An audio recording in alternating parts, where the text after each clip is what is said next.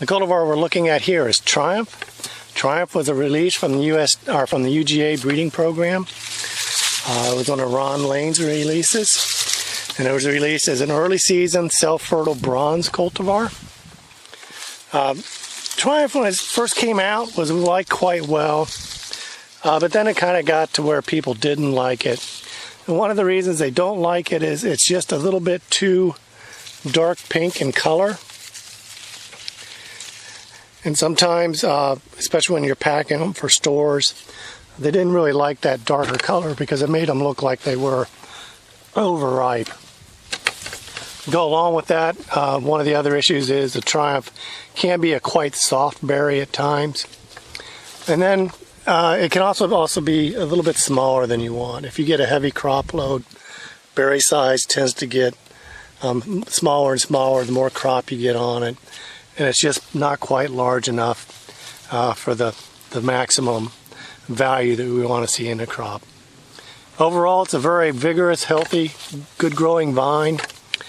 Tends to have a really good flavor. I know a couple people in our department really like to preferentially pick Triumph because they do like the flavor, and it is quite sweet.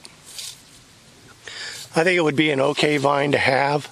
I've seen it some places where the fruit is not as dark colored. It seems to be a little lighter, a little firmer flesh. And one of the big questions we had was, is it a different variety where there are two different Triumphs out there in the vineyards?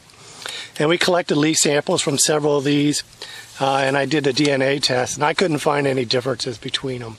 So it really didn't look like they were two different vines in terms of cultivars. And then we propagated one, and when we propagated it, it came off a vine with very pink fruit like this vine. In the first year or two, it had a much lighter colored fruit, bigger fruit.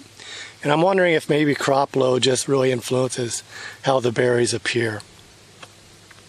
Anyway, Triumph, I think, is a decent home cultivar.